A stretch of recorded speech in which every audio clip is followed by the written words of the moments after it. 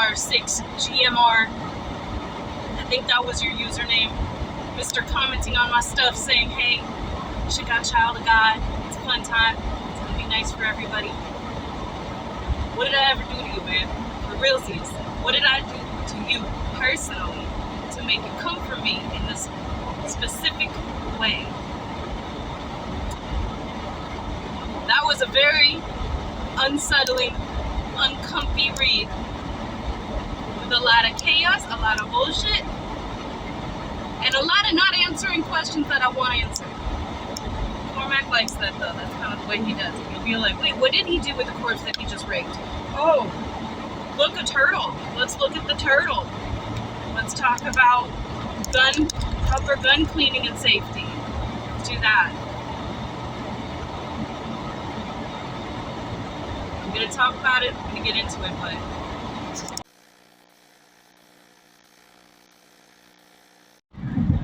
What's up, you beesies? Okay, so Child of God by Mr. McCarthy over here. I listened to the audiobook and then I had to listen to it again. And I need to buy the book because it's really... I need to buy all his works. I already know that. That's going to be my little next tax season gift to myself. But, afterwards, I watched The Departed. It was just something to do. And it's kind of, they're so opposite each other, whatever, you know, like completely just random, and my brain is stupid. But the way Scorsese directs is kind of the way McCarthy writes. Like, I could see Scorsese writing something very similar to Departed if he had the ability to write novels the way that McCarthy can. Where everything is... The movies end with this nihilistic reality of just nothing matters, everything sucks, you know, like crime doesn't pay, whatever. But he always references the plot with little things, like in The Departed with the rat, you know, the rat that the camera zooms in on, this rat on the freaking balcony at the very last scene when Mark Wahlberg shoots fucking Goodwill Hunting, what's his name? Matt Damon in the face. And there's these rats that you see throughout the movie where it kind of like hints at who all is corrupt. Child of God does that, and so does The Orchard Keeper, and so does, what's the other one that I read?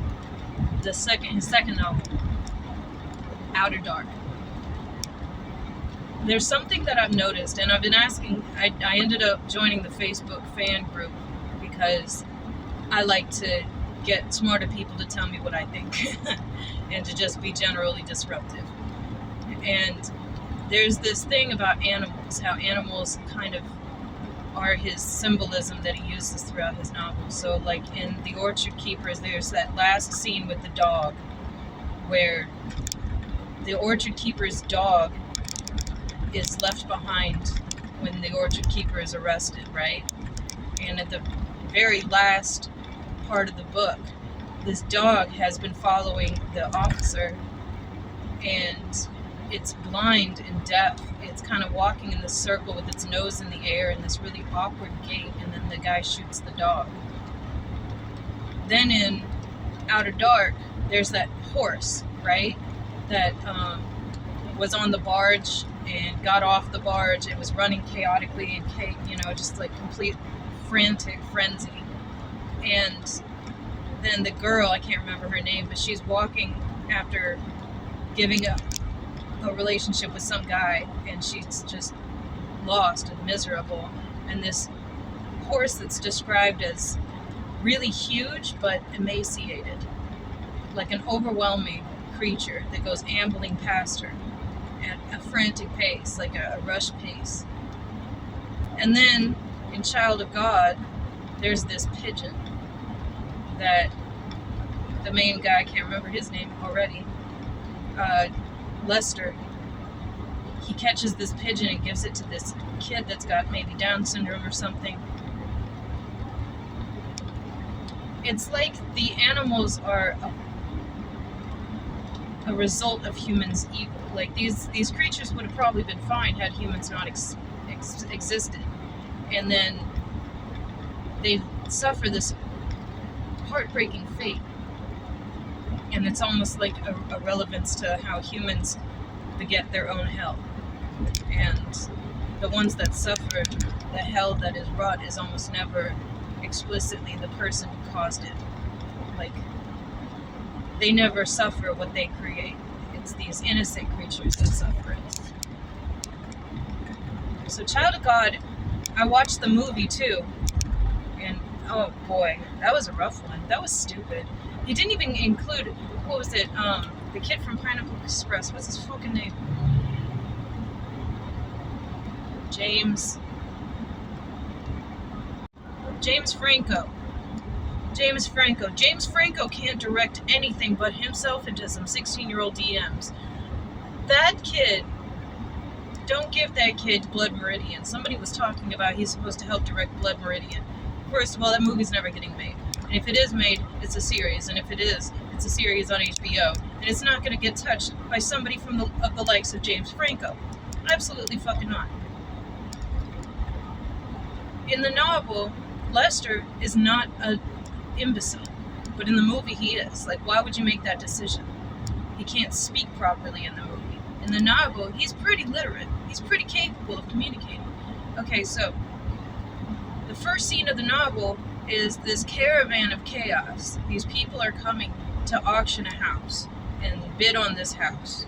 And this guy, the salesman guy, he's just talking a lot, like really rapid fire dialogue of, you know, these trees are pure timber trees, and you know, they're not big yet, but listen, while you're sleeping at night, those trees, they're still growing, they're making you money. And it's like, do you have any idea how long it takes for a tree of that size, or to get to a proper size? Like, you're gonna die and your grandkids are gonna die before you see money from those trees. I don't know, probably not, but still. And during this, the main character is introduced, and it's Lester, and he's described as a Saxon, was it Saxon and Irish blood, which is, you know, like, he's got those two in his veins, and they are conflictions of each other. Like, the Irish and the Saxon kids don't really care for each other too much, historically speaking. And this was in the 60s, and the novel was written, I want to say, in the 70s. Well, in the 60s, you know, they didn't get along too well. And Lester's family history, which we find out more about from, in the novel, there's these random interviews, like First 48 style, where the townspeople are given their anecdotes of his character and what they know about him. And one of the things that they talk about is how his grandpappy was a white cap, which, as the novel describes, was basically the KKK. And so you got these KKK blood in your veins. And the KKK, if there's anyone they hate more than black people, it's Irish people, you know, amongst a long list of undesirables in their opinions. So that right there is already an introduction to what we're going to deal with two sides fighting for dominance in this person's soul.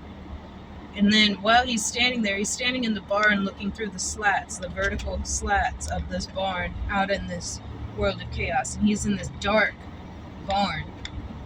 And then it describes these wasps flying by the slats and the sun coming through in strips of light. And that the stripes on the wasps interact with the strip of light as they pass through. And I didn't miss the reference to a wasp. Like, a wasp is a white Anglo-Saxon Protestant, I think it is. They used to run the world. They kind of still do, but I mean, they're getting hit pretty heavy often. Their reins are being loosed. But anyway, that was gorgeously written. He was raised by his grandfather in this house, and his father. His mother dipped out. And it doesn't really explain anything as to why. You never get any of his first-person history. It's all from the perspective of the townspeople. You just get his here and now version of life. And evidently when he was 9 or 10 years old, he came into that exact barn where you find him in the beginning of the book. And he found his father hanging from a rope. And it describes the father's eyes popping out of his head. connected by the nerve string, whatever, that your eyes are caught in your head by, and it describes it as like sticking out like antennas, the way a crawdad's eyes are. And they're saying like how horrific to kill yourself and leave yourself there for your child to find. And this 9 or 10-year-old little Lester goes to town and tells them what he found. And they describe the way he tells them as being almost like he was talking about the weather. Like nothing happened, like nothing of note. So all of this, and this is his property, but of course, being a 9 or 10-year-old and having nothing, you're not going to figure out how to pay your taxes. You're not going to figure out how to maintain your property or maintain a farm or anything like that. And I don't know why they call it a farm, because they're not really seeming to grow anything, but it is what it is. He comes out with this rifle that he has. He's always had this rifle all the way, like, since he was a kid. He worked putting up a fence for some company, putting up these fences, and they said that he must have put like 70 or 700 or something posts in the ground in order to afford this rifle. And he quit the second he got enough money to buy it. He quit that day. No explanation or word. And from that point on, he never goes anywhere without this rifle. It's like a part of his body. And he's become an incredibly good shot. So he goes out of his the barn, and he confronts these people, and he's like, "Get down off that truck. Get off my land. This is my property." Da da da da. And the sheriff's like, "Dude, do we need to do this again? You've already been to jail once for this. It's not your property. What's done is done, and stop pointing the gun at me, whatever." And he doesn't. He keeps on throwing a fit, so somebody comes up behind him and hits him with the butt of an axe. It knocks him down. And he's on the ground screaming, just complete animal screaming and wailing, which in the movie was well done. But then the next scene is him shitting in the woods. He got released from jail, and he's taking a dump in the woods, and the novel describes it pretty graphically, and the movie unfortunately shows it, and you end up seeing up the ass of whoever the actor is. Like, did they have him actually take a shit on camera? Did that really happen? That's probably the best part of the movie, honestly. That's the sad story, the sad truth. He has to find somewhere to live. He finds this old cabin in the woods. And again, with the townspeople talking about stuff, they're saying, like, we don't know why that guy didn't kick him out of his cabin. Like, he must have some dirt on him or something for him to let him stay there. He goes about his life, and it's very, like, day by day, moment by moment, like, drags on almost, but it doesn't feel like it's drag. It feels like everything means something. Like, you think it's going to add up to something. It fucking doesn't. But you see him being able to communicate. He's able to talk to people. And he's going to try to buy whiskey from this guy named Kirby. And Kirby, it's like, you know, it costs this much. He's like, I don't have anything. Would you take a trade? And Kirby's like, sure. What is it? He gives him his pocket knife. And Kirby's like, sure, and he goes off to find the whiskey, and then he comes back and says, I couldn't find it, here's your knife. And it's like, did he not find it? Did he really lose it? Or did he just decide he doesn't want to do business with the likes of this kid? Then he goes to the city dump, where he's got a buddy there who has 9 daughters, which is the main reason Lester's going there. He's discovering an urge for women. And he's developing his sexuality, and you find out later he's about 23 years old, so he's a late bloomer in that regard. But he goes and talks to this guy, and the guy has named his daughters after words he found in the medical encyclopedia that was thrown away at the dump. So he's got daughters named hernia and urethra and shit like that. It's kind of funny, actually. And the way that the novel describes these women is they're just this sluggish, unkempt, vagrant type people. Like, not vagrant, what do I want to say? They're slugs. It describes their armpit hair drooping out of their underarms, and they're just sitting and lounging around on crates until somebody tells them to do a chore. And the only time that they get up off their asses is when they're doing chores or when they're getting on their backs with some guy. And they bring plenty home because the dad had so many daughters and he was so stressed out with life, he never stopped to wonder whether he should put a stop to them seeing boys. And it's kind of like, yeah, maybe you should have thought of that before you started banging away in the middle of a poverty-stricken town. So it talks about the daughter's escapades a little bit. How one daughter went off and brought home what she said was her husband, but he left the next day, never came back. And that the girls had started to get pregnant. The youngest one that was currently pregnant was 12 years old. Yeesh.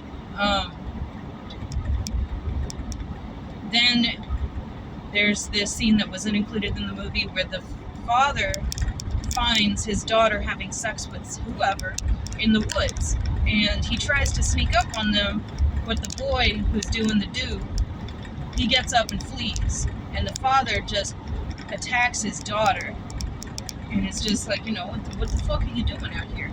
And then he can smell, it describes the scent of her vagina from active sex, and the father tries to grab her but lands on top of her instead, like they both go down, and then the father is mounting her, and the daughter's screaming, stop, stop, and then the father, before he realizes what he's doing, he's whacking it, and then he excretes himself onto her thigh.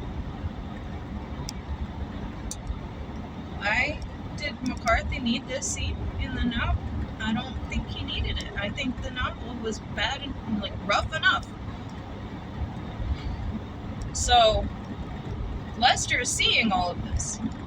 He doesn't do anything to stop it. Doesn't do anything at all. He just views it and disappears in the woods. Nobody knows that he saw it.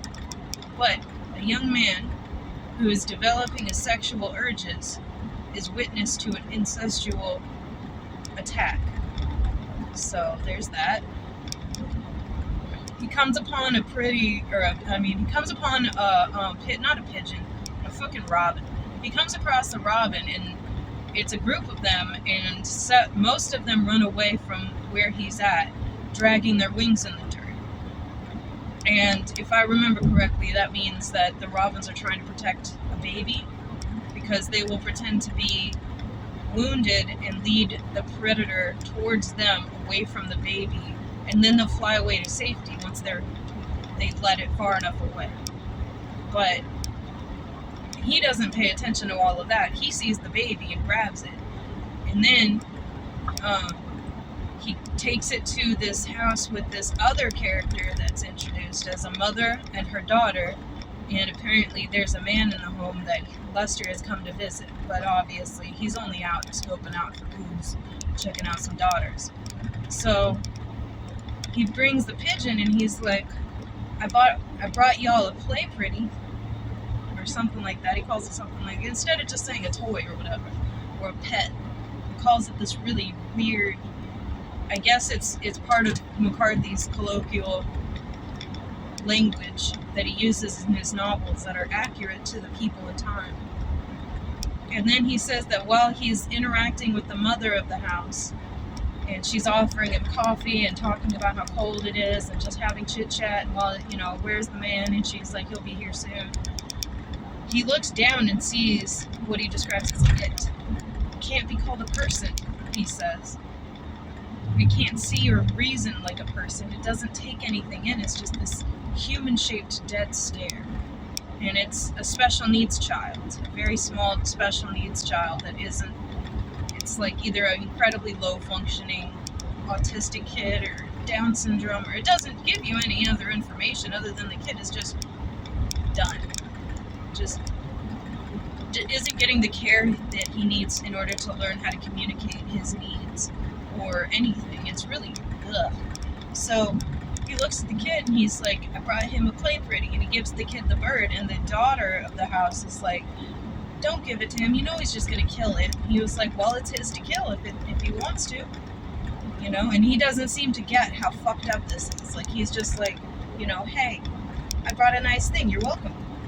And then later on, the kid's in the freaking other room, and the daughter's in the other room, and Lester's waited way too long. He's been staying there way past his welcome time, and the people in this novel are very courteous to people. They don't want to, kick you out. But Lester doesn't read social cues. He's been isolated. So the daughter calls for the mother to come in the room, and then she's like, I really wish you would come and look at this, Mama. And they go in, and the kid has like chewed off the feet of the bird, like he's eaten its legs. And Lester thinks this is quite clever and funny, and he is like, he didn't want it to run away from him anymore. He made it so it couldn't run away. And then the kid's mouth is covered in blood. And Lester reaches down and picks up the bird and looks at its two little stumps. And then he puts it back on the ground where the bird tries to run, and it can't. And he doesn't do anything. He doesn't kill the bird. He doesn't take the bird away. He just gives up. And the mom only responds saying, like, get it away from him before he gets sick. Like, that's the only thing to worry about as another domestic woman. So Lester leaves, and he's like, okay, well, that's enough of that. And he goes back to just doing his daily life, and some other day or some other time, he comes across a woman that's laying in like under a tree somewhere in the middle of the woods, and she's only wearing her nightgown, and it's a very thin sheer material. And he could see the mound of her pubic hair, he can see her nipples. He's just taking this in, and he's like not sure what to do, so he throws a rock at her. And mind you, this is the middle of winter, it's freezing. So he approaches her under the premise of helping her, but she wakes up furious and terrified and very confrontational. And it's one of those things where it's like kind of in Outer Dark, where it's like that main guy that was in Outer Dark, everybody seemed to turn on him, and it made it seem like these people were crazy. But then later you're like, did they just see what he really is? And you're only getting his version of things, so it seems like everything is outlandishly unacceptable, but really he's super creepy and he deserves what he got. It's like that. This girl is like, you know, I knew you was gonna do me like this. Get away from me, and da-da-da-da-da. She throws a rock at him, which permits him the excuse to attack her. And then he rips her clothes off, the remaining outfit she's got on, and leaves her there naked on the rock, or under the tree, whatever the fuck. Then he goes to town to buy groceries or something, and somebody is like, you know that girl called the police? She called the law on you. And he's like, what girl? I didn't do nothing. And he goes to his cabin, and then he's approached by the two sheriffs or whatever. The sheriff's like, come on, man, I gotta take you to town. He's like, for what? I didn't do anything. And he's like, for the woman, man. What woman? The woman you attacked in the woods. I didn't attack no woman. Yes, you did. And he's like, the whore? And they're like, fine, yeah, the whore, whatever, come on. He's like, nah, this way.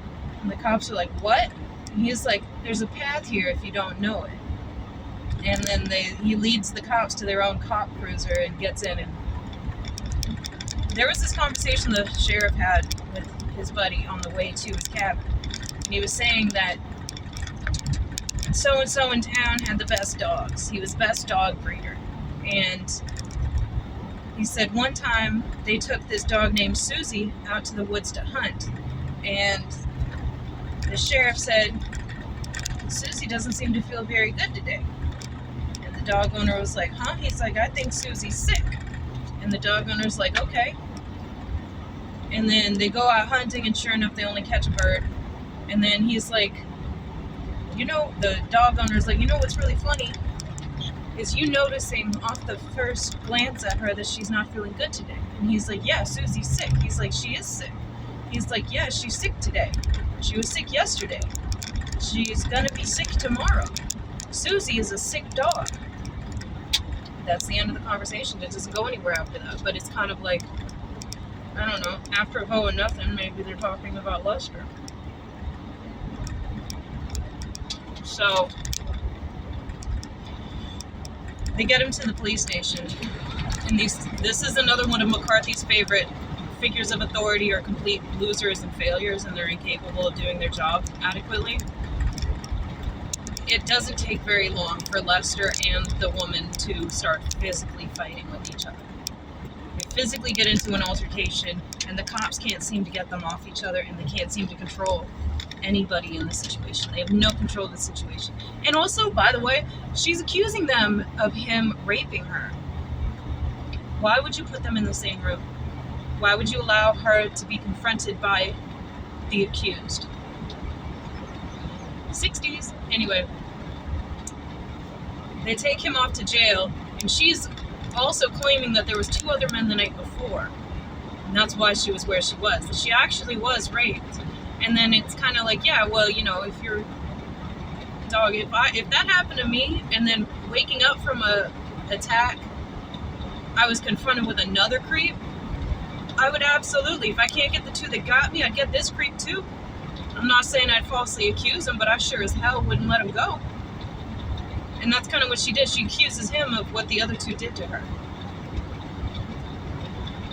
And then he has this interaction with a black guy in the cell next to him that's just singing this song, this profane song about flying home, and says something along the lines of, white pussy's always trouble.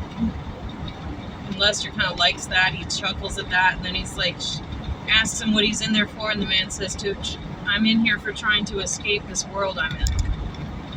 And if I had some snow, I'd escape it even further.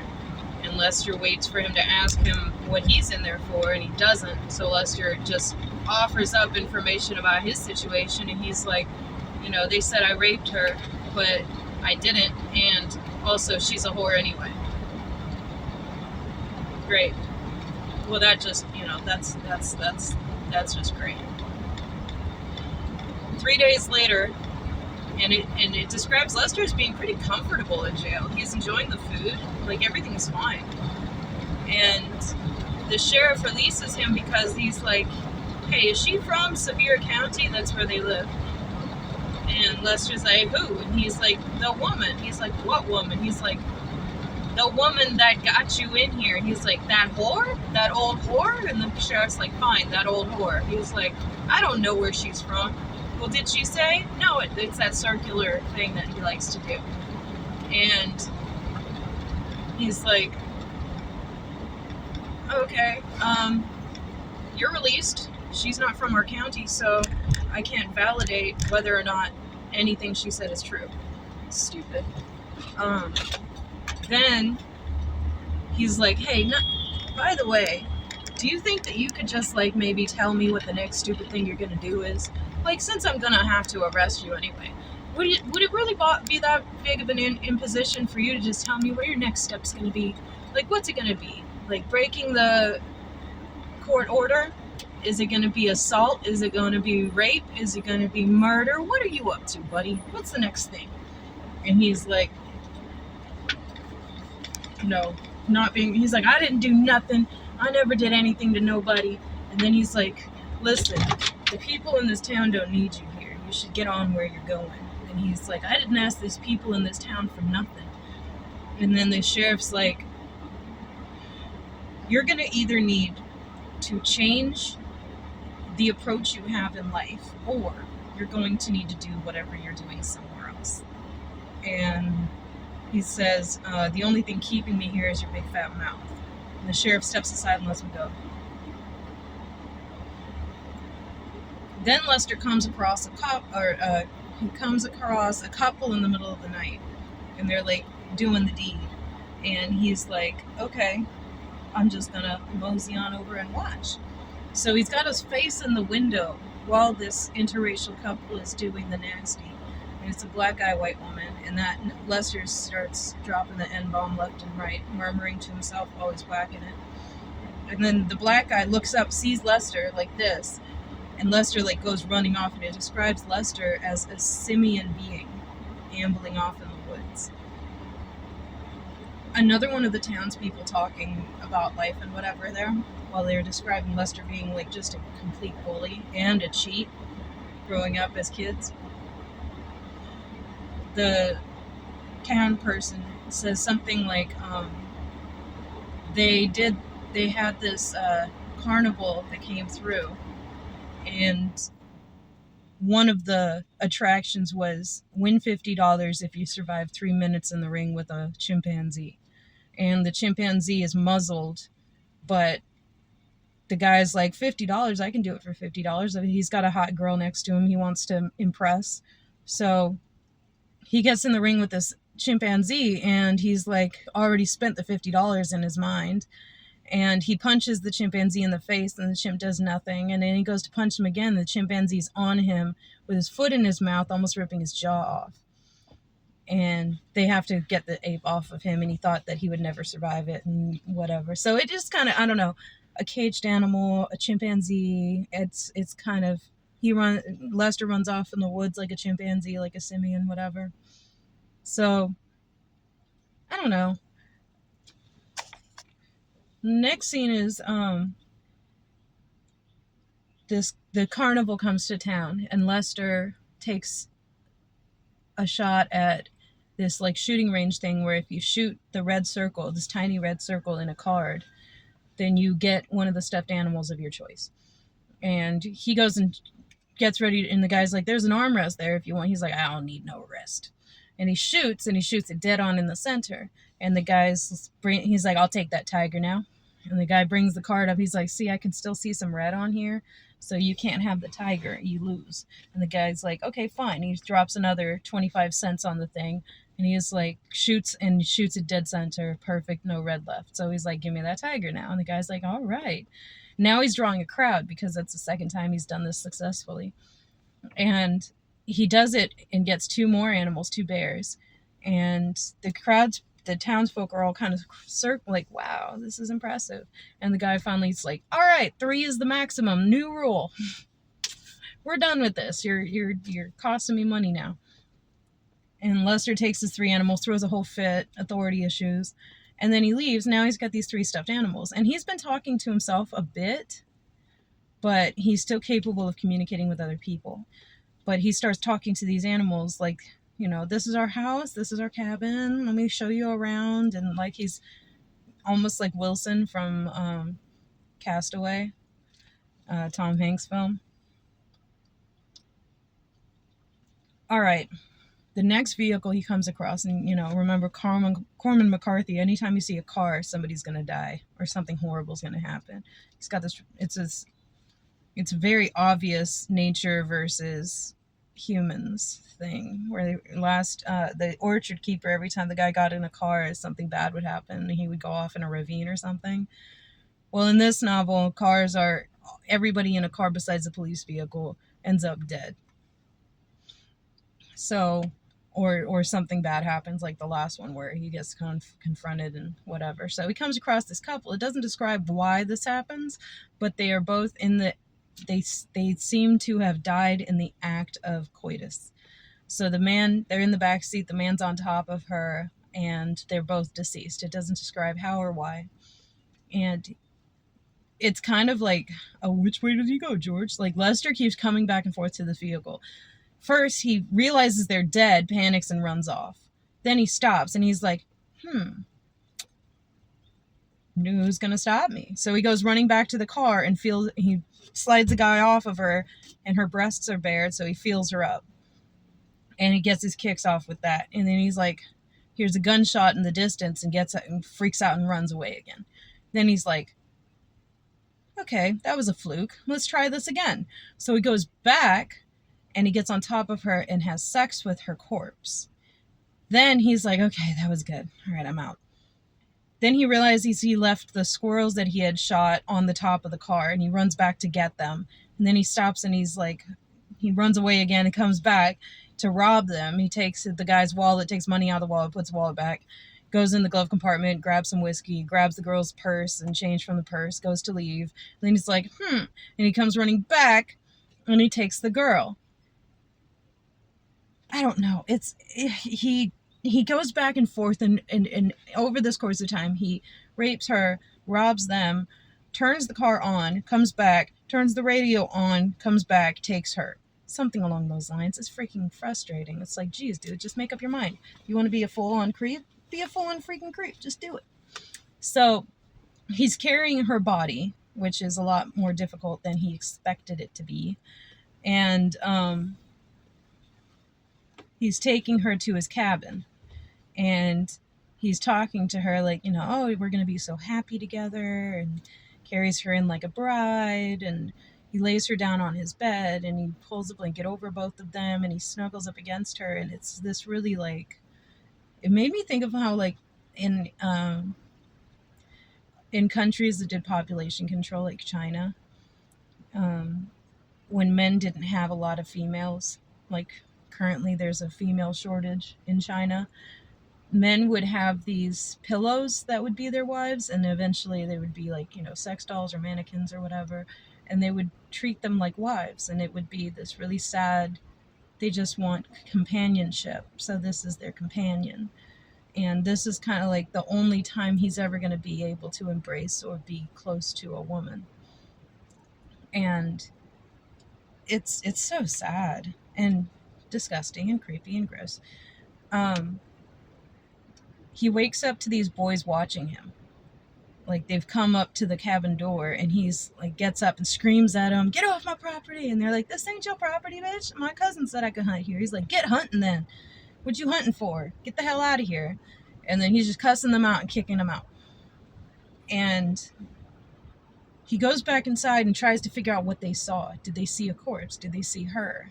And he can't figure out whether they did or didn't.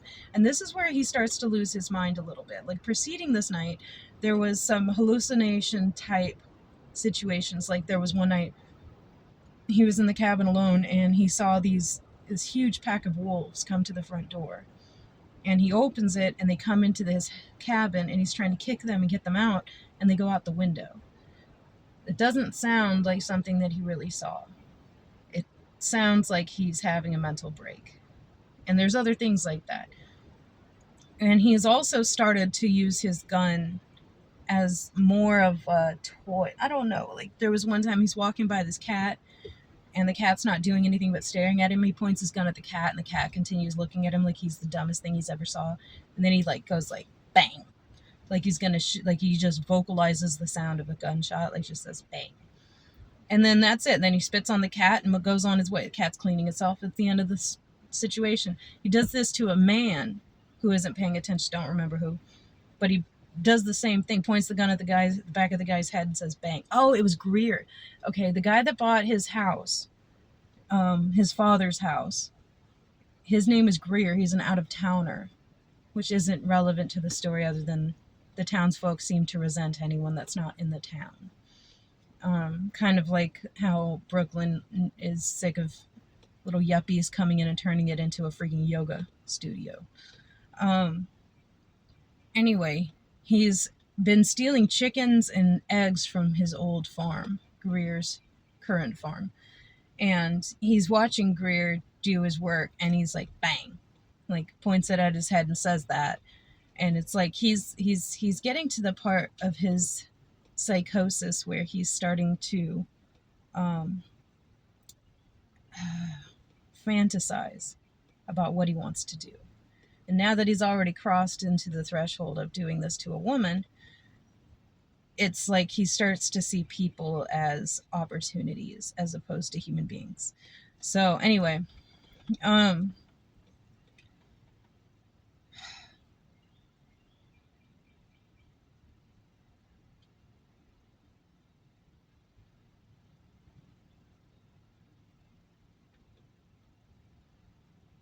so because of the boys, he decides he needs to put his little girlfriend upstairs in the attic. And he can't carry her up because the ladder that he pulls out won't hold her weight. So he goes up and ties a rope around her waist and pulls her up. And in the novel, it describes it as though she was doing this for herself. Like, it says she ascends, the ladder pauses, and continues her ascent. Like, she's got any form of autonomy. It's crazy. The way women are described in this novel, especially during the 70s when McCarthy was contending with feminism, I think he was a feminist. And he's also, in this time in his career, incredibly poor and very resentful of other people. His wife talks about how he refuses to do interviews. He refuses to do like speeches or like college speeches or whatever. He's just like resentful of his fame and glory, but also resentful that he isn't doing a lot financially. And so like that kind of like makes sense that this novel was written with this character's perspective. And with the thing about women, how women are mistreated in this novel, they're just vessels for abuse. They don't have, a dead thing can do nothing. It can't speak up for itself. It can't give you its permission or consent or tell you what it wants. It's just there for the pleasure of others. And I don't know. I don't really know where I'm going with that thread, but it seems purposeful. It seems like it's all tying in. Anyway, there's one night he buys his groceries from the guy that says he can't. He's like, you don't have a tab here anymore. You owe me $30. And he's like, tries to haggle him and cheat him out of the rest. He's like, just fine, I'll give you $3 instead of the $5 that I actually owe you for these groceries right here. And the guy's like, are you telling me that you're 24 years old and in all that time you've only amassed $4, $3 in all that time? And he's like, that's a huge, the way the man's talking to, it's very condescending, but I get it. He's like, what a disgrace, what a pathetic life you've lived. And then he's like, listen, I've grown to understand that you're not going to give me $30. So the very least I can do is not give you more debt. So either pay for your fucking groceries or leave. And the guy pulls out the money and pays him and leaves. And it's like, oh, so you had the money, you just wanted to be a dick. Then he goes to a clothing store for women, a little boutique, and he buys a red dress for his girlfriend. And then it's this really stressful exchange he has with the lady that's selling the clothes. And he's like, she needs more stuff. She needs underwear and stuff. And so she recommends some lingerie. And he's like, you got this color in red? He's just really fixated on the color red. And then he buys she's like, what size is she? He's like, smaller than you? She's like, how much does she weigh? And he's like, over 100 pounds. So sick. He buys clothes, has a nice little date night with her. He talks to her like he's on a first date with her. He talks to her like they're actually in a relationship. The dead girl. And he puts her clothes on, does her lipstick, does the whole whatever. And then he sets a fire in his house because it's so hot, or it's so freezing cold. He needs some heat to survive the night. It's dropped 3 degrees or something like that. And he wakes up with this sense of alarm and dread. And his house is on fire, or the cabin or whatever. And he gets up and he frantically starts trying to get to her, to get her out. And he can't. And he gets his stuffed animals out, and then he gets, or I think 2 of his stuffed animals, and he gets his groceries out, but he can't get her out. And then he just waits near the blaze because it's too cold for him to go anywhere. He has nowhere to go. And he just watches this blaze, and in the dawn, when the entire cabin is complete ashes, he goes to the hottest parts of it to continue to get warmth while he's covering himself on accident in ashes just by wiping his face and stuff. And he starts rummaging, looking for her. And he can't even find her bones. He can't find any remnants of her at all.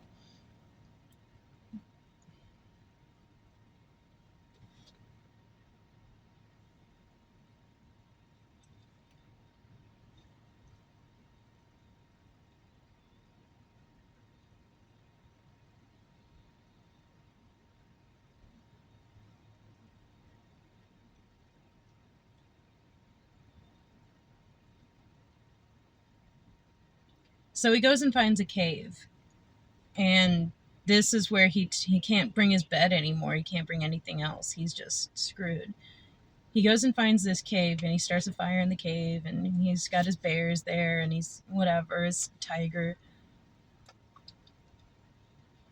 And he's talking to them as though they're his children or his little friends. And he's like, yeah, no, I hate it too, but this is what we got, so you make the most of it, whatever. And he goes to the woman's house again, the one that had the special needs child, and her mother's not there. And he talks to her with a sexually charged arrogance. And the girl's like, I'm done with this. And he's like, you can't tell I'm teasing you? He's like, you must be too young to know when a man's teasing you. And she's like, what are you, 20? You're not a man yet. You're barely a boy. And I'm old enough to know when I don't want to deal with bullshit. She doesn't say that specifically, but most of that she says. And he doesn't take rejection well. He's like, fine, all right, I'll leave. You want me to leave? I'll leave. I'm gonna fucking leave. And then he goes out to the front, and she's like so creeped out by him. And he also accused her of, like, he's like, by the way, I know that's your kid. Like, that's your son. Kind of like, you know, how would he have picked that up, one? And two, what does that mean? Does that mean that you know that she's put out before? Because you don't know where that baby came from. You don't know if it was incest, rape, what happened to this girl. You don't know anything. You just assume that you know something, and then that means that you can blackmail her into some pussy. But it didn't work out very well. She rejects him, and he goes to the front, and he goes to do the same thing with the gun that he's been doing all this time, which is like, bang. But she's sitting on the couch with her back to him, and he pretends to get ready to shoot her, and then as she gets up to turn around, she whips her head around towards him, and he shoots her. Doesn't even think. Just bam, dead. Shot her in the head. And he panics, and he goes to run inside. He's like, oh shit, I forgot she locked it. He goes in the back door, and he sees the kid that's just completely just not really there. And he picks her up and carries her out, and then he sets the cabin on fire with the child inside. And the child is sitting there surrounded by flames and everything. No reaction. So he takes her to his cave, and he's like fighting against nature, trying to carry her there. And when he takes her there, he takes her to this back section of the cave where you find more bodies that he's been doing this to. He's been a busy boy. The sheriffs have been investigating a series of empty vehicles. And they know people's, from people's perspectives, like witness accounts or whatever, that certain couples have been seen driving through here, but they don't leave. And they're theorizing that there's a minimum of 8 people that have been reported missing or have been noticed to have owned these vehicles, whatever. And so they're investigating this one car that Lester had come up on a couple that was in the act, and he's like, I need to see your license and registration. The guy's like, you're not a cop. He's like, we'll see about that. And then the guy's like kind of arguing with him, and Lester's like got the gun in his face and saying like, don't move, turn off the car, this, that, and the third. And the guy goes to get out of there or whatever, and he shoots him in the neck. The guy lands on the girl's lap. She's freaked out. He tells her to get out of the car, and she's like, I have to pee. And he's like, you're not going to need to worry about that. Turn around. And she turns around, and he shoots her in the back of the head. Then he takes her, and he turns the car in gear and lets it go down a slope so that it's not discovered until a couple of weeks after this. And the man is not in the vehicle. I don't know what he did with that corpse. I can't remember, or if it even says. But this is what the police are investigating while they're trying to figure out what's going on. And then one of the things that they asked is, the guy's like, well, maybe this guy just bailed. Maybe they just ran away together. Who knows, you know? And it's like, wouldn't there be blood splatter? I don't know. That seemed...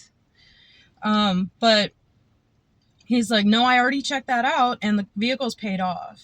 Or almost paid off. Like, everything's fine. There's no reason for somebody to have left this car here. And they start walking around trying to figure out...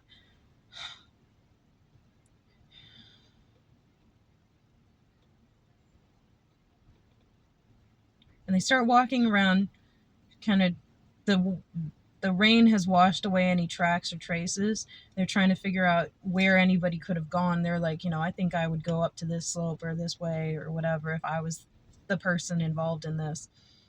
And they can't find anyone to point the finger at for what caused this. I don't know. I'm a mess.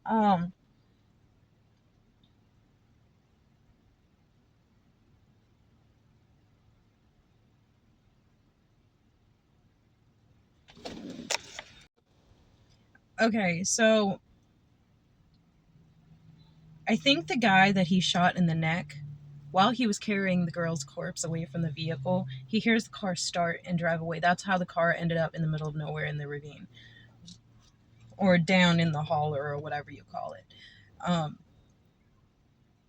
it's really not that important, but while the police are investigating this and everybody's starting to question whether or not Ballard, um, Lester, is the perpetrator of these crimes, Lester gets caught up in this flood, this huge flood that takes over the town. It's like Noah's Ark dynamics, like it's Old Testament shit. And he's struggling to keep afloat. And I think the police have come to question him at some point, and he starts to get accusatory of his stuffed animals for this exchange. And he shoots his stuffed animals or something. I can't remember. But this flood is, I see it as, okay, so like how I like to think of water as a rebirth type of thing. It's the fire burns and then the water comes. Which in the last novel, every time there was a fire, it was those three creepy guys in the woods.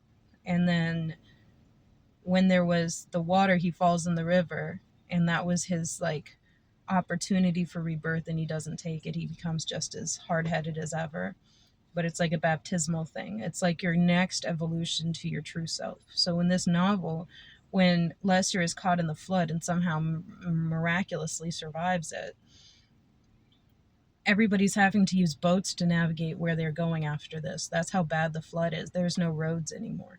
And the police even make jokes about, like, hey, where were you? Why are you late? And the other cops, like, I had to pull somebody over for speeding on Highway 9 or whatever, just stupid stuff about boats. But this is his yelling at those boys right before the fire is one of his last interactions with people. His real last intentional interaction with other humans is the girl he shoots in the head. The girl, the mother of the special needs kid. And then he sets that house on fire, almost like he's burning away his last desire to be human, or his last inhibitions have been taken. So he's, at this point, he's become, after the flood, that's like his next generational divide, where he's, or not divide, but what am I trying to say? That's his final step. That's his final form. This is boss level now. He comes across Greer. He goes to, like, I don't know, maybe steal some more chickens, or maybe he's just really ready to do what he's always wanted to do, which is shoot the guy that's living in his house. And Greer sees him, and at this point, it's really fucked up. So he's wearing the dresses of these women. He's doing a trans type of thing, and he's got the blonde hair of the girl from the car on his head, and he's got makeup on his face, and he's just like, it's not enough to rape these women, it's not enough to kill these women, he has to embody them. And Greer sees him and is just, Greer's out there digging a ditch, and he goes to shoot Greer, and he shoots the shovel instead as the shovel comes up. So Greer jumps, and he's like, whoa. And then he looks, and he's like, the fuck are you? And that's when Lester just flips the fuck out. He goes to chase Greer, and Greer's like, nope. Goes run away. And he's shooting at Greer, and I think he catches him in the back or something like that. But Greer finally gets to his house where he's got a shotgun. And Lester is right there on the porch of the house when Greer shoots his arm. And Lester is like pissed off. He's like, oh, that hurt. Why'd you do that? Running away, screaming and crying. And his wig comes off, and he lands on the ground just crying in pain. This animal's keen. And Greer, who's been shot and he needs help, looks and reaches down and picks up the wig and realizes it's the scalp of the girl. And he's like, ah. Next, we get to see the hospital as Lester wakes up from his perspective. And he goes to lift one arm, and nothing happens. And he goes to lift the other, and he sees this arm. And then he goes to, like, my arm's gone. Huh. And the nurse comes in, And she's like, you'll survive. You don't have your arm. And he's like, all right. And she's like, do you even want to know what happened to the other guy? If he's alive or dead? And he's like, She's like, he's alive. He's gonna be okay. Do you care? He's like, yeah, I care. I wanted him dead. And she's like, all right, let me go get you some food. Then the mob shows.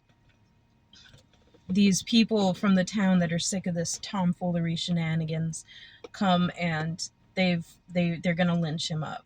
They're like, all right, first we got to find out where the bodies are, because they've already, like, you're wearing the clothes, like, it's pretty obvious. And he's sticking to his guns. He's like, I didn't do nothing to nobody, and da da da da da. And they're like, dog, we're gonna kill you. They take him off into the middle of wherever they feel is safe to hang him. And they're talking like, I ain't never seen a hanging, it'd be nice. And like, preceding this, the sheriffs were talking about all the lynchings that happened from the white caps, from the people in his grandfather's unit, and the white caps versus the blue caps. And it was this whole, essentially what they tried to do is kind of what the Crips did in Oakland when the police wasn't helping nobody. So the Crips created themselves to help regulate the crime in their neighborhoods. Then they just ended up perpetuating a lot of the crime that they were supposedly there to prevent. And that's what ended up happening. The white caps and the blue caps. The white caps showed up to, like, they organized in order to help regulate things. And then they became power hungry and bullies. So the blue caps popped up to help regulate the regulators. Then there was just this gang war all the time until everybody was sick of them. And then they started lynching them or something. Somebody started going after them. I can't remember the entire story. Until they eventually all got run off.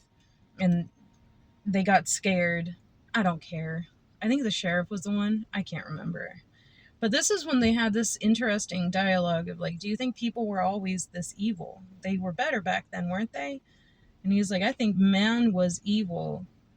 I don't think it's not that I think man, he says, I think man has been unchangeable and completely unchanged since Adam and Eve. This is how it's always been. This is how we will always be. It's in our nature. Nothing's new under the sun when it comes to us. All right, so with Lester, they're like, hey, tell us where the bodies are, and we'll take you back to the hospital, and we'll let you face your crimes legally from an organized judicial situation. You can plead guilty, not guilty to insanity, whatever. We'll do whatever the fuck you want to do. But if you don't tell us, we're going to kill you now. And he's like, I didn't do nothing, nobody. And they're like, is that your last say? Is that your final say? And he's like, yeah. And then they're like, all right. And then they go and get the lynch, and then they go to tie his arm. And they've got him in these overalls that they gave him because it's cold out. And I don't care. But, and he's this really pathetic, pitiful thing. Like, he's like, I can't do my overalls by myself. I only got one arm. And, like, stuff like that. Like, asking for help, asking for things. Like, it's, like, too late to ask for help, but he started to. He started to admit he needs help with things. He's not willing to just continue in the path that he's gone. Anyway, they go to lynch him, and he's like, hey, I'll take you. I'll take you to where I got them. I got them all in the caves. And they're like, okay. So they go and follow him to the caves, and then he's leading them down these passageways, because apparently it's not just one cave. It's a collective of caves, like an ant farm of sorts. And that's where he's been keeping his bodies, not in the front where he's been sleeping, but all the way down deep in the guts of the earth. And as they're going, it's him and like 4 other guys or 3 other guys. And he's like, all right. And he like kind of looks around, checks some things, climbs up through this hole that's only big enough for him, and dips. They go to climbing after him, and they can't find him. And they're like, fuck. Do any of you remember how we got to here? They're lost in the caves. Lester's lost in the caves too. He doesn't know where the fuck he is. He had no intention of taking them to where he keeps the bodies.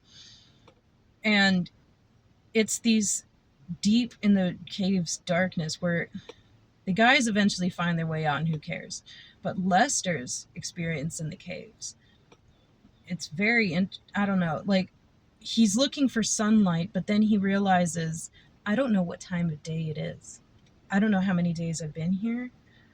I don't know whether I've passed sunlight and not known it because it's nighttime outside and I wouldn't have seen it, which you would have felt wind and you would have seen stars, or you would have seen there's a different light that comes from the sky even when there is no moon.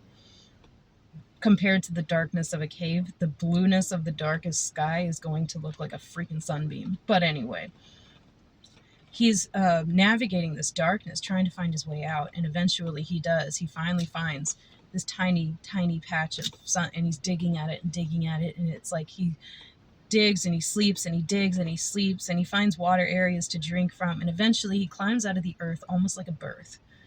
And it's like his opportunity to come back into the world. He comes out of the earth and he's covered in red clay, which, you know, the color red is very prominent in this story and it's very specific in this story. In the red clay, the southern red clay, it's almost like cement. Like if you dig a pool out here in Alabama, you don't need to concrete the floor of the swimming pool. You can just use the red clay. It'll waterproof itself. So I don't know what that means in this story or if it's even relevant. But after all of this, he takes himself back to the hospital. That threw me. I was like, "You're free. You got what you wanted. You're out. You can do whatever you want." And that's something even the guys said. They were like, "You realize what we just did?" And they're like, "Yeah, we gave him his freedom back to go and murder more people. Fuck, what did we do?" But they also can't go to the cops and be like, "Hey, we did this." You know, I'm sure that's probably what they ended up having to do. But he turned himself into the hospital. He's like, you know, "I'm supposed to be here." And then the next thing is, it's you don't go through the judicial situations. You don't go through the lawyers and the stuff. It's just straight to him in a mental asylum. And he's in there bunked up with or interacting around this other person who was in there because he is a really old man that went senile and killed people and ate their brains with a spoon. And then there's this really weird joke where Lester sees a spoon and he's like, "Was that the spoon?" I guess there was no spoons in the, you know, they can't have metal in utensils. But he sees a spoon on the door or something like that. And he's like, "Was that the spoon he used to get?" Ah! Okay, so, yeah, he's in the... I remember now, he didn't face trial. He was just diagnosed insane. There was nowhere to take him, nothing to do with him, just, you're crazy. He contracts pneumonia in the hospital and dies. He basically drowns from within. I didn't think about that. It was like the flood that was supposed to be his purification ended up doing nothing for him. So the waters came from within. I don't know. That's probably not right. I probably got something out of that wasn't even there. But he's dead, and the novel describes what hospital students do with bodies very graphically. He's put on the slab, they cut him open, they take all the good bits out, they cut off his skin, they go through and take out his brain and do all this stuff until what's left of him is scooped off of the table and put into the ground where they have designated a plot. And that's it. That's where this very short story ends. And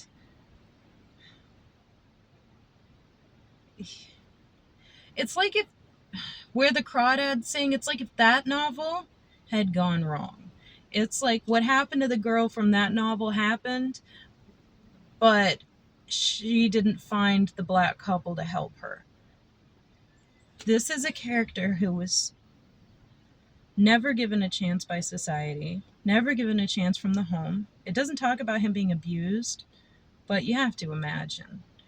And he's rejected in every form of way. He's rejected from being able to barter with money, but he's also chooses this. Like he had a job. He was digging posts. That's a hard job, but it's a satisfying one. You get to see your finished work at the end of the day. Tradesperson speaking here, that's a great job. I've put up fences. It's freaking hell. I don't have the muscles for it. But he walks away from it the second he gets a weapon. But he doesn't use the weapon to acquire food. He doesn't use the weapon to acquire sustenance or anything that he needs. And he could. He could have used that gun to rob the store and do what he wants. He could have gone across the country doing this. He doesn't. He chooses to take his gun into the woods. I guess he kind of uses it to go hunting, so there's that. And that's the other thing. He's a great shot. He could have been incredibly useful to himself. But his mental break from being rejected so frequently by others prevents him from even being able to sustain himself. And I get the thing with the stuffed animals. Speaking as a kid that had isolation issues, I attributed human traits to my toys when I was very little. And it was to the point where I actually kind of like started going a little crazy because, you know, there was too much stress in the world around me. And I was isolated from anyone my age or anyone at all. So I understand that it's almost like you give yourself an anchor for human engagement. And I've even had this where, like, working as a security guard where I was the only voice around me, like, talking to yourself is sometimes you need that. You need to hear other voices because your brain will drive you nuts. And if you don't have a radio, you don't have anything. I mean, I can see where the brain will go so far past normal that it seems impossible to climb your way back. But that is what he ends up doing. In the end of the novel, he climbs his way back and he finally confronts society with a need he has. Instead of going to the sheriff and saying, hey, I'm starving out here. I don't know what to do. You took my land. I don't have anywhere to sleep. Give me work. Give me something. He doesn't do anything like that. And he could have. But he wouldn't have been loved by anyone. There's this scene where he goes into a church. And again, he doesn't interact with anyone. He just goes into a church, sits down in the back. Everyone is clearly uncomfortable with him, and he coughs throughout the entire service, and nobody dares to look back at him because they know he won't stop. And he reeks. And there's another scene where he's selling the dead men's watches. He clearly stole them off the bodies. He's got 3 of them or something. And he's able to haggle a decent amount of money from it. And he's talking to this bartender and just being like, how much do you sell those watches on the wall for? And the guy's like $8 a piece. And he's like, I'll sell you these for $5 a piece. And he's like, no. And he's like, fine. And he goes around and he tells the guys there, he's like, I'll sell these for $3 a piece. And they're like, whatever. And then they buy the watches from him. And the bartender buys the watches from them. The bartender makes $1. That's all I remember. It doesn't matter. But he's able to communicate and he's able to barter and he's able to slang some whatever. And then there's, just like in both the other 2 novels, there's an old magical man that gives our main protagonist the opportunity that he needs to succeed. In the first novel, it was the orchard keeper, I want to say. In the second novel, it was there was both of the characters. One gets the lady with the snake, and the other one gets the guy that I don't know what he does. Oh, he kills animals for a living. He kills snakes for a living. And he's trying to talk to the main character and talk him into working with him to kill snakes and make money and whatever. And the guy turns it down. And he has several opportunities like this where people give him work and he turns them down or he steals their stuff and leaves and whatever. And in this one, Welder here, this moved me because I loved the specifics of it. So he meets a guy that he's like, he takes his axe in and he's like, I need to fix this axe. It's cracked. And the guy's like, what are you going to put that axe on? Because it doesn't have a handle. And he's like, I don't know. He's like, I can refine your axe and fix it and make it better than anything else you can do. Because all he wanted to do was sharpen it. And he's like, you can't sharpen it forever. Eventually you'll have nothing. What you do is this. And let me show you. So he brings him in and he blacksmiths the axe. It describes it so purely. He puts it in the flames, and he's explaining to Lester all of the things that he's doing and why. He's like, you have to put it in until it's this certain color. And once it gets past the orange and into the white, into the yellow white, then you take it out and you hammer it back into shape, and you do this several times, and then you harden the metal by putting it in the water.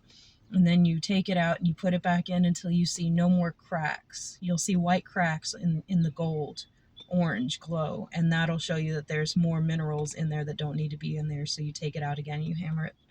And then at the very end of it, for the final hardening, you don't hold it in the flame, you hold it over the flame and you continuously turn it. And me, I'm just like, I've done this, I love it. That's exactly what you do. He could have had a trade with that man, and the guy at the end of it even asks him, he's like, did you get all of that? And Lester's like, huh. Like, I've learned not to tell people what I do for a living because they want to ask questions about it, and it's very boring to anyone who doesn't do what I do. But when I get somebody who's into it and not just trying to show me up with their little knowledge of welding, because I get that a lot too, when we actually like talk about it and we talk about what forms of welding I enjoy and what forms of welding they enjoy and what kind of cool shit we've made, it's really fulfilling. But if I talk to somebody who's not interested in it, I learn to shut up quick because I'm the only person enjoying this conversation. And that's kind of what happens here. But if I'm teaching you something, shut up. Take it in. And then repeat it back to me. I'll make sure. I'm pretty good at teaching people how to weld. I've done it a few times. It's not that hard. And in this novel, he doesn't ask to be taught. He just wants free shit. So I get it. You know, you're getting a free lesson here. You don't have to be grateful for somebody just talking at you. But he could have been a welder or a fabricator or whatever, blacksmither. He could have done that. He could have apprenticed with him. He had an opportunity with someone who was willing to look past his smell and his unkempt appearance and his lack of social skills, which, by the way, if you have a rough time with people, welding's a great trade. You can go all day without talking to anyone. Why do you think I have the energy to do this? It's because I literally had no conversations today. So this is how I get all of that out, and then I go in and deal with people. It helps me acclimate back to society because I feel like I'm in my own cave. But I don't know, man. It didn't have... I'm not going to shit on this novel because it was still a beautiful novel, and if I read nothing else of McCarthy's, I would have been happy with it. But I do have criticisms of it, and there are things that frustrated me about it. But I get the nihilism perspective of it, the point of it. I understand the message is no message. I also got the feminist part of it, where back in the 60s, and even when I was a little girl, I was told if you get assaulted by a man, to permit him to do it. Don't fight back. Don't try to defend yourself because he'll kill you. So it's better to be alive and survive than to fight and be dead. And that's strictly in America. I don't know anywhere else. I know a lot of other places are like, fight till you die. And they still technically tell that now. Like Gabrielle Union, the girl from Bring It On, the black girl from Bring It On, she had an assault situation where she had watched Oprah explain to women how to survive these. And one of the best things you can do, unfortunately, is to be completely accepting of what the man wants and do whatever he wants. And this is how she survived her assault, because the guy was doing what he was doing to her coworker at like Foot Locker or something, and her coworker was fighting and she was like, she didn't see the episode. She didn't see what we're supposed to just... It's every part of society has these little bombs that you have to drop on your kids. If your kid's a brown kid, you have to drop the what to do when you're arrested bomb, or what to do when you're pulled over bomb, or how to know whether or not the white girl you want to date is going to bring you home to a freaking clusterfuck with her daddy that's not going to like it. How to scope that out and prevent yourself from being in a bad situation. We have those bombs that we have to drop on them. And mothers have to drop these bombs on their daughters to teach us how to... It's not victim blaming, it's victim preparing. And I think that's part of why the whole like what were you wearing thing has come up so often, is because we want to distance ourselves personally from an attack and a crime. And the best way we can do that is to point the victim out as somebody who perpetuated their own victimhood, as opposed to admitting that horrible things can happen to literally anybody for absolutely no reason. That's more terrifying than to say somebody was out there asking for it. And that happens with all different, from robbery victims to people that are abused in the home to murder victims. Like, people do this with almost every victim across the board. And it stems from the same place. And I don't necessarily think that it's a hateful thing. I think it perpetuates hate, but I don't think it stems from a hateful place. I think it stems from a place of fear and terror that it will ever happen to you or your loved ones. So in this novel with the women, it doesn't describe what they're wearing. It doesn't describe them at all. But it always describes them in an act of depravity. They're either in a vehicle doing something they shouldn't be doing, or, I mean, according to the times, or the young girl's in the cabin that she has her offspring there that definitely didn't come from a marriage. So that's another criticism on her character. And then there's the daughter that was assaulted by her father and how they were promiscuous. And I don't think that McCarthy was writing these women in this way to blame women for the things that happened to them. I think he was writing in this way because maybe he, like a lot of women during that time, were pretty fucking sick of getting blamed for the misbehavior of others. And maybe not. I don't know. I'm not him, so I can't pretend to know.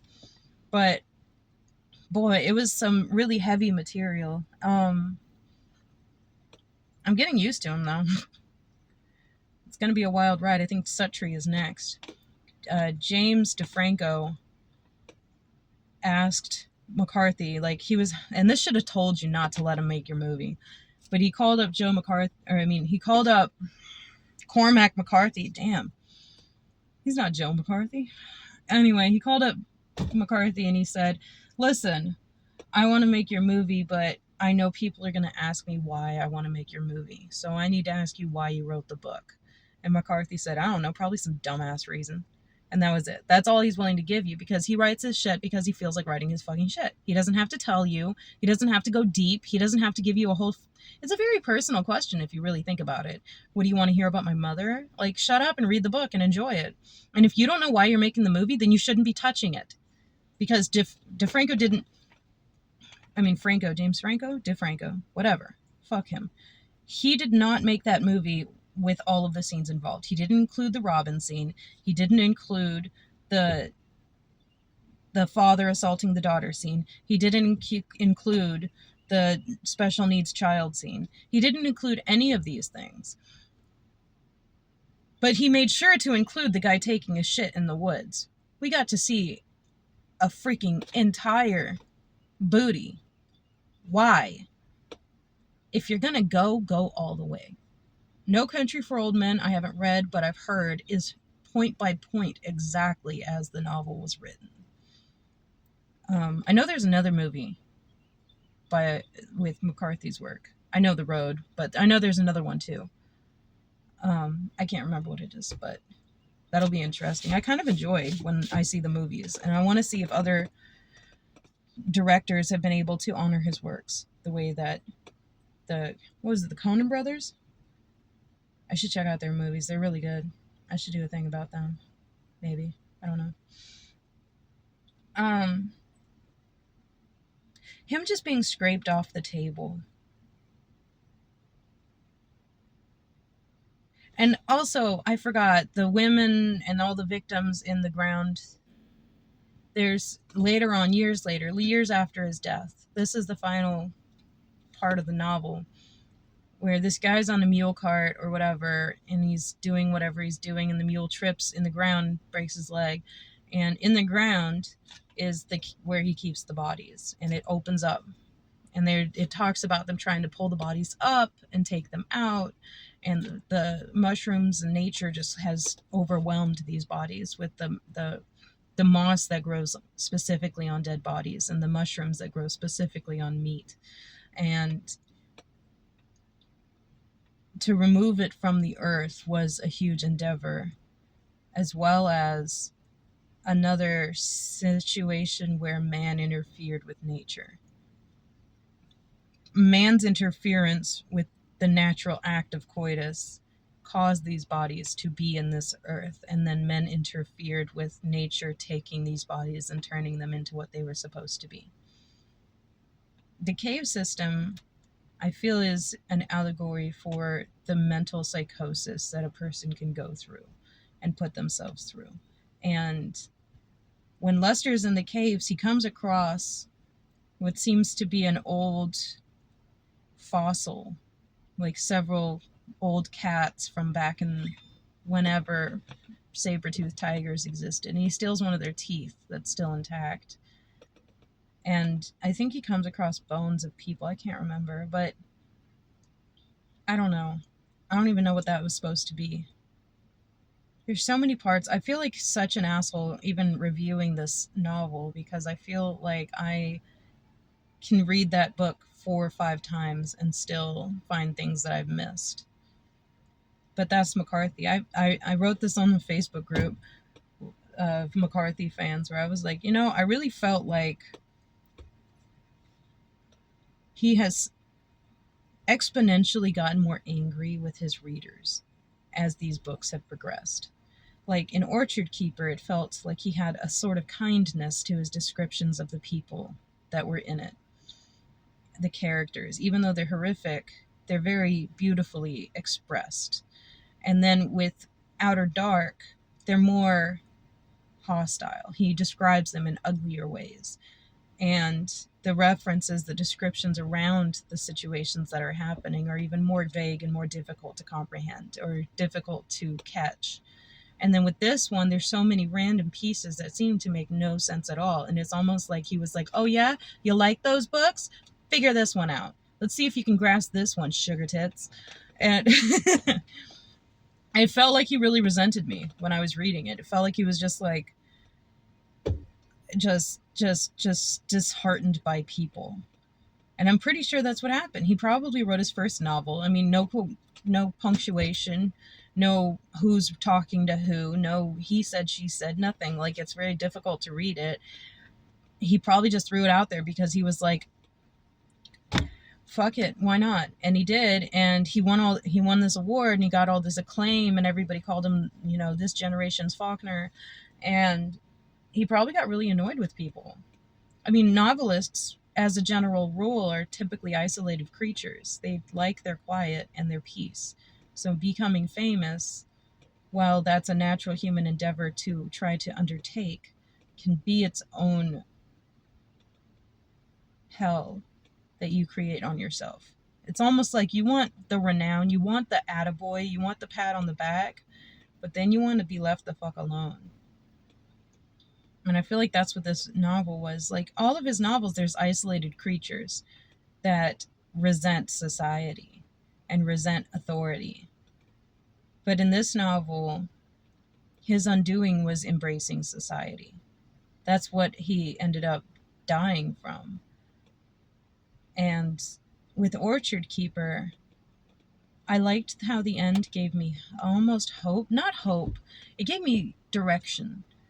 When the young boy, the kid, goes and tries to contend with the woman that he sold the chicken hawk to, after he's realizing that I just killed a creature for the merit of killing a creature, not for anyone to eat it, not for it to go on display, not for any other reason. I want my dollar back. Or no, I want my chicken hawk back. I want to give you back the dollar. And it's almost like he's trying to buy his soul back. And he's like, I'm not going to participate. I see the writing on the wall. I see where the tides are turning. I can't stop this. I can't change the corruption. I can't change how you treat old men. I can't change how you treat people. But I can remove the blood off of my hands. So that's what he tries to do, as opposed to this character where the blood is very much on his hands. He never even tries to undo it or fix it or change it or anything. He finds no relief in admitting to it. And being in a psych ward, he doesn't seem to get any psychological treatment. I would have been fascinated by that. But instead, he just subsists in this state of, I get food and I get bathed, and that's it.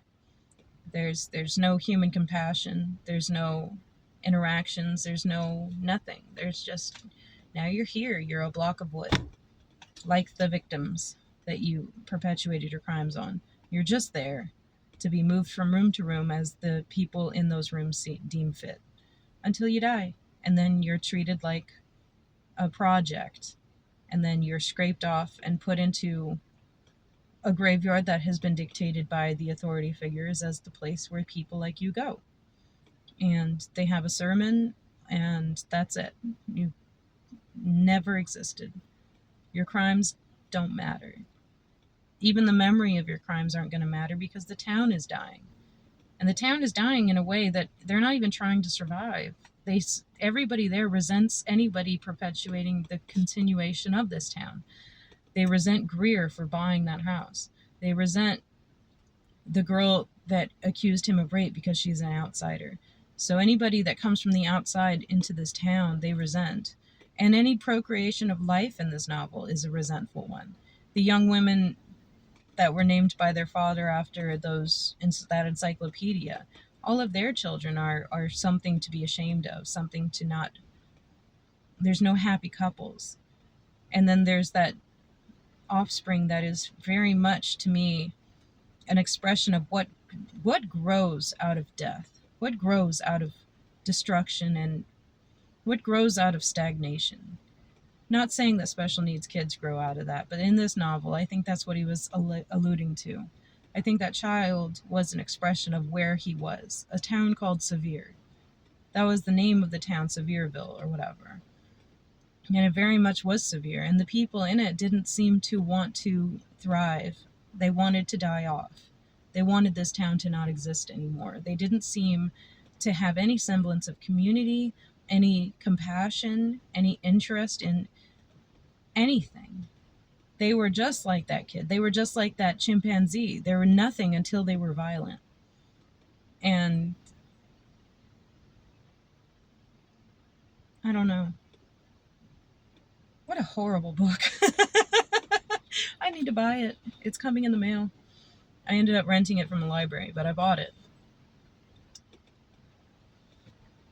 All right. Well, that was just 2 tons of fun, wasn't it? It left me with a similar feeling that The Departed did. And The Departed, the women in The Departed, there's only one. She's just as useless in the way that they portrayed her. She's dancing between 2 people and being just untrustworthy, unreliable, crass, brutal. And everybody dies and everything sucks. And Jack Nicholson, he was great. Did I actually see his real dick? I forgot about that. He pulls his dick out in a movie theater. Was that his actual dick? I don't need to look that up. I don't need to look that up. I don't have the kind of father issues that are going to make me look up Jack Nicholson's dick.